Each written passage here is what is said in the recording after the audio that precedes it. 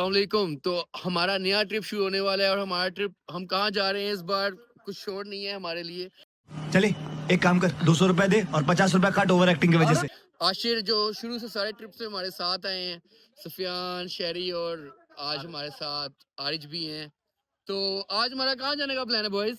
यार हम एडवेंचर पे निकले हैं बगैर सोए, सीधा दफ्तरों से काम निपटा के हम अब जा रहे हैं सवात। तो अभी सवात का ही प्लान किया है, अब देखते हैं रास्ते में शायद कोई रास्ता हमारा प्लान चेंज भी हो जाए। जब बामंगोड़ा से होते हुए हमने हाँ। जाना है। सवाद में जो जो एक्टिविटी हम करेंगे वो हम आपको साथ साथ बताते हमेशा की रहेंगे। तरह। लेकिन सरप्राइज है इसमें भी कि वहाँ पे क्या होता है और शायद और क्या नहीं इस होता। दफा रास्ते बिल्कुल क्लियर है, कोई सैलाब नहीं है। नहीं, ये भी देखा है कि सवात के रास्ते का कोई प्रॉपर लॉग नहीं है, कोई प्रॉपर गाइडेंस नहीं है। तो हम पूरी कोशिश करेंगे हाँ। कि रोड प्रॉपर कवर करें, जो जो सेफ्टी मेजर्स जरूरी हैं, जो जो चीजें चाहिए। जैसे हमने लास्ट टाइम आपको बताया था कि नीची गाड़ियों पे जैसे कि होंडा रिबॉन है, उस पे आप उन रास्तों पे ना जाएं। तो हम पूरी कोशिश करेंगे कि आपको प्रॉपर टिप्स के साथ लेके चले साथ।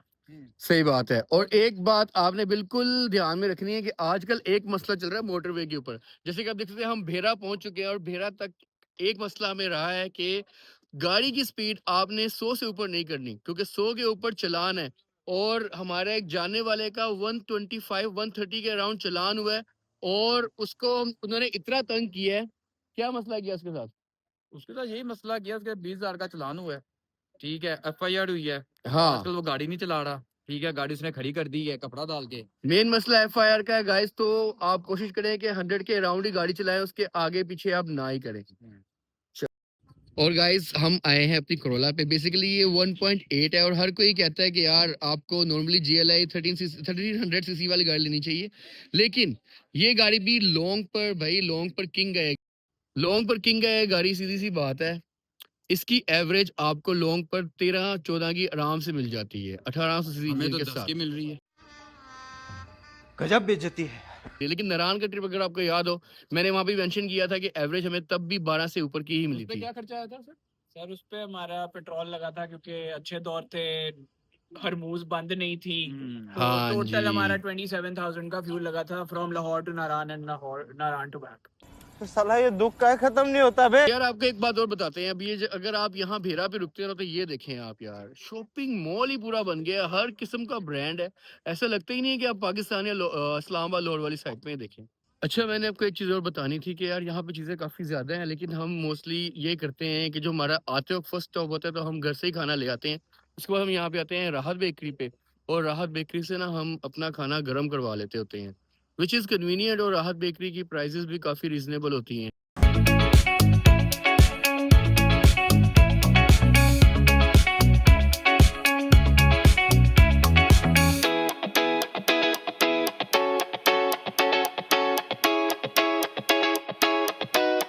गाइस ये देखें ज़रा, कलर कहार की चढ़ाई पे एक ट्रक का एक्सीडेंट हुआ है और ये किसी में लगा नहीं है जाकर, बस आप ये समझ लें लोड था और रिवर्स ही आ गया और वी हैव नो आइडिया कितना नुकसान हुआ होगा। तो यहाँ पर गाइस अगर ये ट्रक वाले हैं तो इनको चाहिए थोड़ा ध्यान रखें अपना। और अगर हम जा रहे हैं गाड़ी पे या बस पे या जैसे भी, गाइस कोशिश करें इन ट्रक वालों की लेन से आप साइड पर ही रहें और थोड़ा डिस्टेंस मेंटेन करके रखें। कोई पता नहीं यार ये पीछे ही वापस आ जाएं।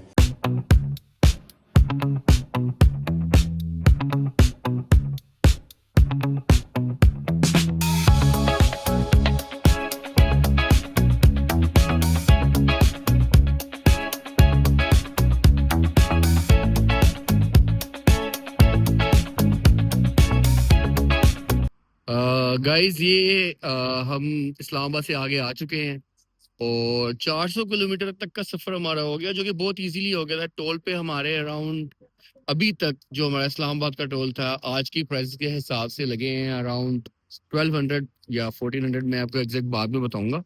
और ये अब यहाँ पर हमने थोड़ा स्टे लिया है 5-6 मिनट का और यहाँ से फिर आगे कंटिन्यू। गाइस यहाँ पे हर चीज़ अवेलेबल है खाने पीने के लिए, कॉफ़ी वगैरह काफ़ी चीज़ें यहाँ पर। तो अगर आप आगे जा रहे हैं तो जो फर्स्ट स्टॉप आता है इस्लामाबाद के बाद, यहाँ पर आप ज़रूर स्टे करें।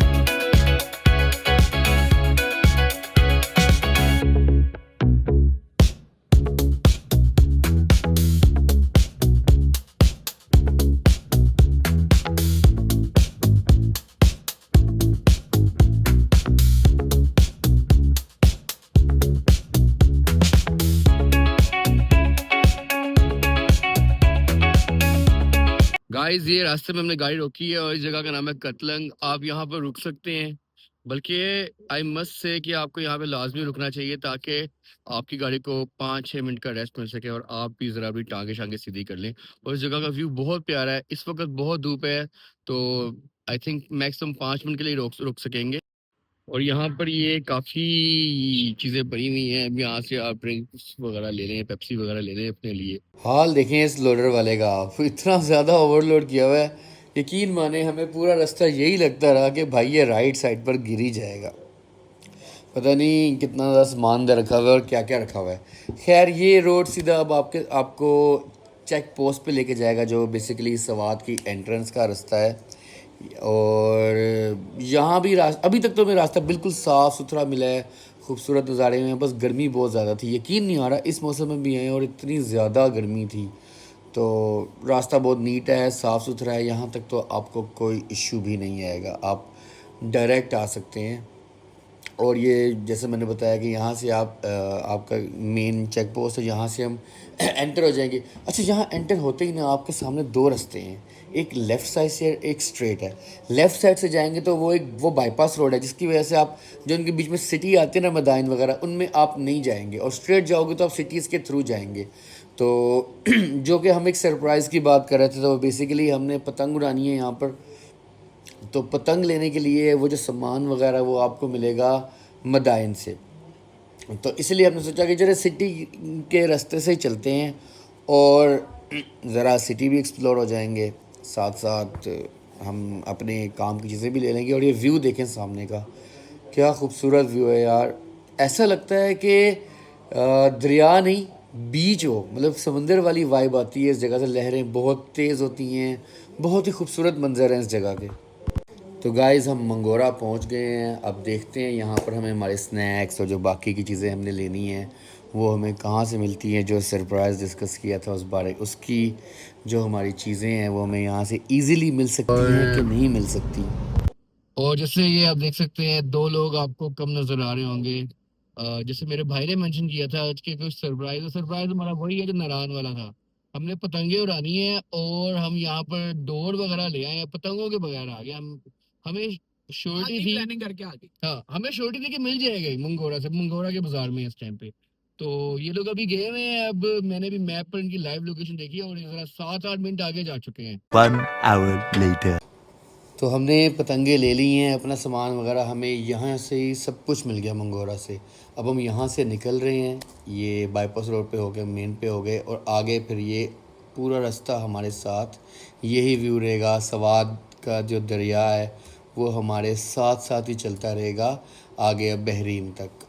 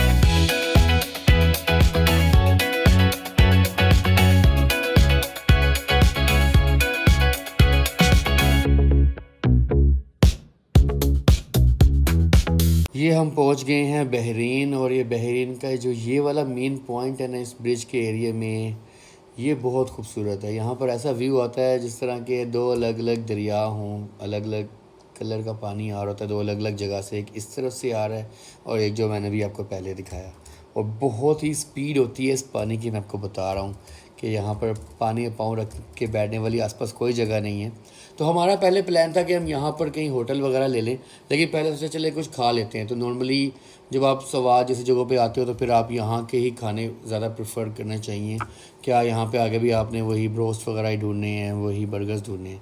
तो नॉर्मली हम यहाँ पर गए, हमने बाज़ार को थोड़ा सा एक्सप्लोर किया, बाज़ार को देखना शुरू किया, अलग अलग जगह देखी, अलग अलग पॉइंट से दरिया का व्यू देखा, और हमने फिर फाइनली ये चपली कबाब ऑर्डर किए साथ, और यहाँ की जो पता नहीं पेशावरी नान कहते हैं इसको या अफ़गानी नान कहते हैं, ये हमने लिए।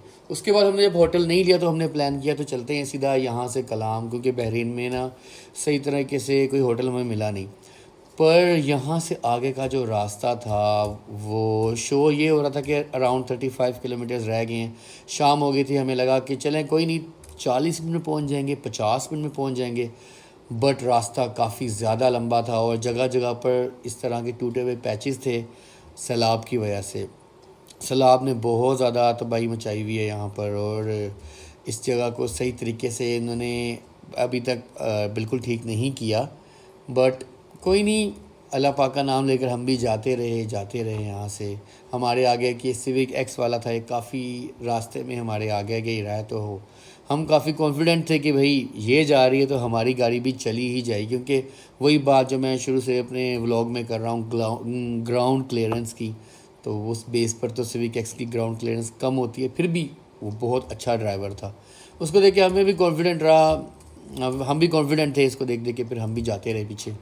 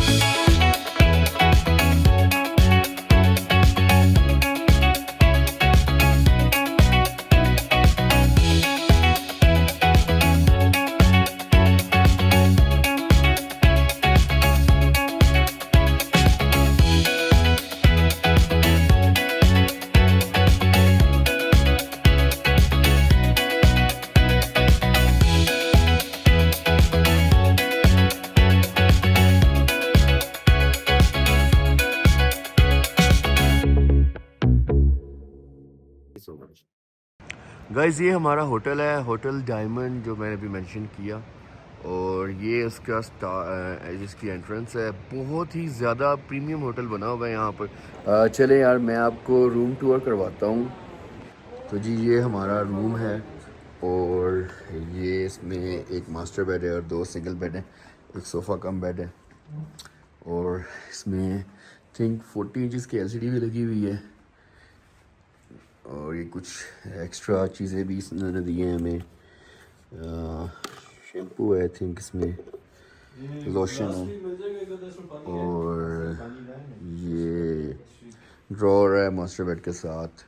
उसके बाद अगर आप इधर आते हैं तो यहाँ तो भाई गेम ही हो रहा है। एक वॉशरूम ये है विच लुक्स रियली गुड, और उसके बाद ये एक कबर्ड है, और उसके बाद ये देखें ये इन्होंने वैनिटी दी हुई है यहाँ पर, ये भी काफ़ी अच्छा सिस्टम है।